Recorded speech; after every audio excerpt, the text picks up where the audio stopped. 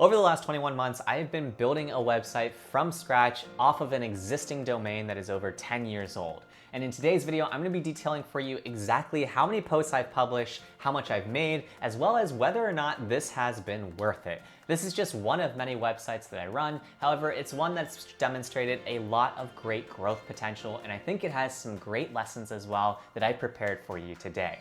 So let's go ahead and dig in. Digging right in, I wanted to give you a high-level overview of this domain before it came into my hands. I noticed digging through some expired domains a few years ago that this website was just laying dormant and that the owner had failed to renew the website even though it had been in existence for several years. In fact, it was over a decade or so. And what I noticed was that this website was specifically very peculiar because it actually had a ton of great backlinks already to the site. In fact, when I dug into the backlink profile of this particular expired domain, I noticed that there were even links to websites like the New York Times, which are super reputable, and I knew that if I were to just create a high quality website, that I could probably start to rank really well just because of this site's existing backlink profile. So from there, what I did was I reached out to the guy on Twitter and essentially negotiated a deal to buy the domain name off of him. After a few back and forths in terms of negotiations, we transferred the actual domain rights to me, and then from there, I went about starting to build out my strategy. Overall, when it comes to building these sorts of niche sites, it's one and the same for me, which is I always like to go for long tail keyword phrases, build up domain authority and relevance, and then consistently publish content over long periods of time.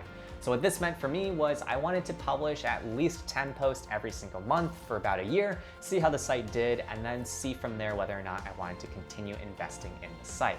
So that's pretty much what I did. I had a team of 3 to 5 writers at a time working on this website, and let's go ahead and dig in to take a look at some of the results that we've seen on this particular website. All right, so digging right in, the first view I want to show you are page views per month for this particular website. You'll notice that I started this website somewhere around early 2020, didn't really have content coming up, but over time, in the last 21 months, I've effectively grown this website to getting around 30,000 page views every single month, which is really healthy growth. And I think that this will continue to grow because I've actually started to invest more and more in content on this site. So you'll notice that it wasn't a direct up and to the right path as well. And this is something I want you guys to remember when you're building your own websites. It's not something in which you should just expect your graph to always go up and to the right. In fact, sometimes there are some dips along the way. You can see that there was a dip here in the first year or so, just going from August to October. But you'll notice that this also kind of told me some things about the niche that I was in that I kept in mind in the future when I started to look ahead to the next year. There was a little bit of a dip here, and so I knew I'd expect this little dip to potentially be momentary or fleeting when it came around the next time around. So understanding exactly what niche you're operating in is really important for you, regardless of what space you're working in. The next thing I wanted to show you is the revenue per month. So what you'll notice is that I didn't really monetize the site until a few months in of publishing content. However, for the most part, in the first year or so of its lifetime, I didn't really make much money from this site. In fact, I made less than $100 a month for the bulk of the time period in the first few months. But what you'll notice is that in the tail end of this graph, you'll notice that this has absolutely been going on a hockey stick growth curve. In fact, in the latest month of October, I made over $400 from this website, and that's only growing as we start looking ahead to the months ahead as well. I'm showing you this graph because I want you to remember that nothing comes overnight. In fact, this is something in which it's taken 21 months to reach the point where this site is making $400 a month. And so this is something in which it requires commitment over long periods of time, and you shouldn't be expecting some sort of magical result within your first year of publishing. Sometimes people do get those results, but that's not something that is typical. It's more of an atypical result. The third graph I wanted to show you guys is the publication by month. So pretty much since the onset of this site, I have been releasing content on a regular monthly schedule with the exception of a few months in the middle where I had tabled this project because I wanted to see how the first 100 or so posts went in terms of their ranking. So you'll notice in terms of my content strategy, when I was first starting out on this website, I was pretty much publishing 30 plus posts every single day. So For the first 3 months, you'll notice that I'm pretty much publishing at the velocity of about a post every single day. I was just running up my content because I was starting from zero. And then over time, I started to stabilize where I was releasing maybe 10 posts a month or so. And then I actually took that little break because I wasn't sure if the site was actually going to turn it around. And that's something in which when you're building a niche site, it's helpful to sometimes just let your content age, because then you can see whether or not it's worth it for you to continue investing in that site, or if potentially that niche is going to be too competitive for you to actually get some meaningful traffic around. And then you'll notice that over the last few months, I've essentially started picking things back up, mainly because, again, I just wanted to start to reinvest in the site as we started to see an uptick in terms of the overall traffic. So what I was looking for overall was I was looking for traffic to grow. I was looking back at this graph and I was looking for an upward trend. And for a while, you'll notice that I didn't really see that trend. However, over time, I started to get a lot more meaningful growth, and that's why I started to reinvest into this site a few months later.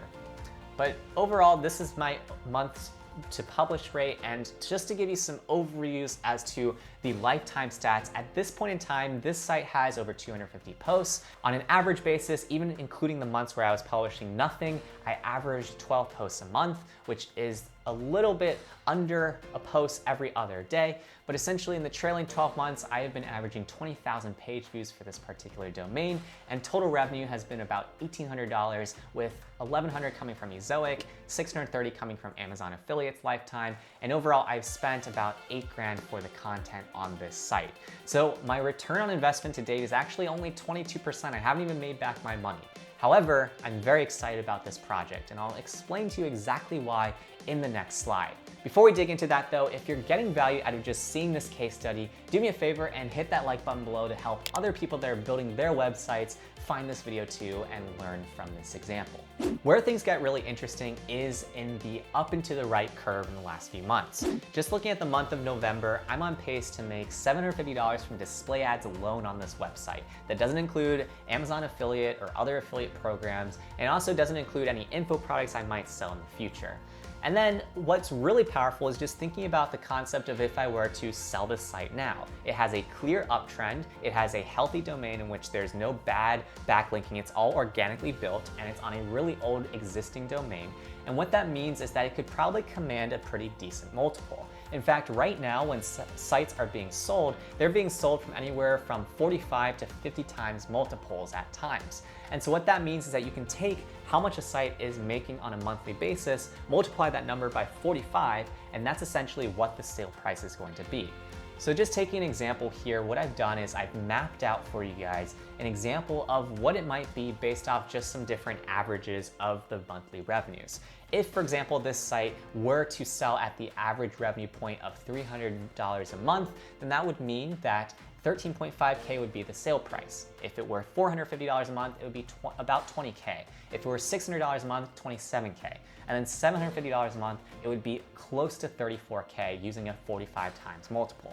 And the reason why that's really powerful is because what it helps you realize is that even though I'm only 20-something% ROI when it comes to the actual revenue I've realized today, if I were to sell this site today at its current valuation, we'd be looking at something in which pretty much even using a really low baseline multiple, I am still profitable and up for the amount of time that I've been investing in this website.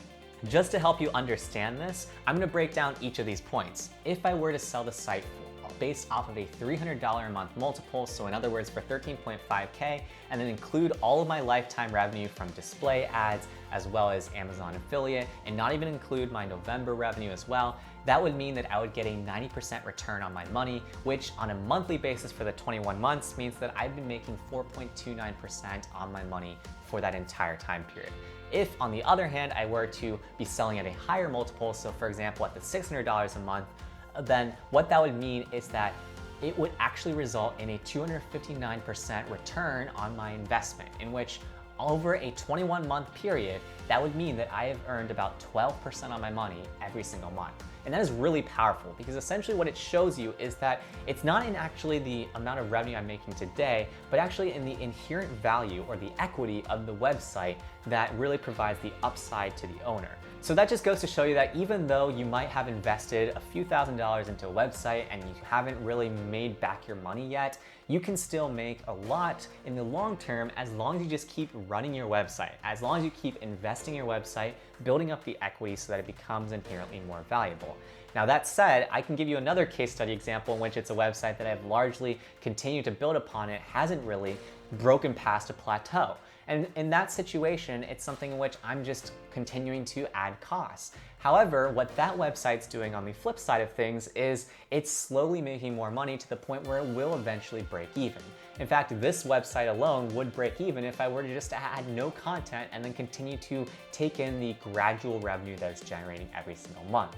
So hopefully now you have a better understanding of how lucrative building websites can be. Let's take a look at some of the mistakes that I've made along the way with building this website though, that I wanted to recap for you guys. The first thing that I think that I made a mistake on was not consistently publishing every single month. I took that break in the middle because I honestly started losing faith that this project could turn it around. I had already invested around $4,000 or $5,000 at that point, and I was not seeing an ROI. I was making $100 every single month, and the traffic trend was also not very good. And so it was something in which I needed to see that hockey stick or that inflection point in the curve in order to have the confidence and the conviction to invest further into this website. The second mistake I made along the way was I didn't actually maximize my Ezoic earnings along the way until a few months ago. You'll notice that there was a big jump when it came to my revenue in the last few months, and that was simply because I had Ezoic review my website and the placeholders for the website. And what they realized was that I wasn't having nearly as many placeholders as I could, and so by simply increasing the number of ads I had on my website and properly aligning the full entirety of my website to Ezoic standards, I was able to drastically increase the revenue per day on this particular domain.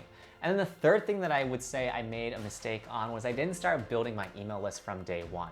If I had started building my email list from day one, I really would have probably made more money because I could have released an info product, or I could have just converted that traffic way more intentionally in terms of an email list. But I recently just started introducing that email list, and since then I've already been building up that email base, which will give me just another avenue for me to either drive more page views back to the website or to drive them towards some sort of product that I build myself. So you probably already know the answer to this question, but in case you didn't, I want to hammer it home, which is, was it worth it? Absolutely. In the last 21 months, I've learned a lot by just entering an entirely new niche. Previously, my other niches were in completely unrelated spaces, and so here was a case where I was taking an expired domain and building it back up from the ground, pretty much like a rising phoenix. And then the other thing that's been really valuable for me is that I've been able to hire a ton of people as writers as well as assistants to give them continuous work over the last 21 months. Sure, I haven't made my ROI to date in terms of actual money in from the website. However, I have in just the equity itself in the website and in the satisfaction of knowing that I'm able to give people different side hustle income or even just primary income in terms of some of the work that I have available for them. And then the last reason why it's really worth it to me is because the site is growing. The trends are all up and to the right. This month, it's gonna be a big month of growth as well. And so what this allows me to do is to really evaluate whether or not it's time to double down on this website or potentially exit at a local maximum so that somebody that is even more experienced can take over and grow it from here. From this quick deep dive though into one of my websites, I hope what you guys can notice from both seeing the upside as well as the mistakes I've made along the way, that it's okay if you don't get it right the very first time. Sometimes you're not going to be able to tackle everything you want for your website. What's more important is to make sure that you're continuing to build your website if you still care about it. And in the case where you don't, then potentially sell your website. It's not a big deal if you decide to move on from a project as well. But overall, the key takeaways when it comes to learnings at the high level, the positives are consistently release content, make it high quality, and look at what the data is telling you. In the case where the data is starting to show you that there is a positive trend line forming, that is the time to double down your content and see where it takes you. If you want to learn more about building websites and things like that, leave me a comment below, like and subscribe if you haven't already, and then be sure to check out my video over here where I teach you exactly what I've learned from publishing over 1,000 blog posts.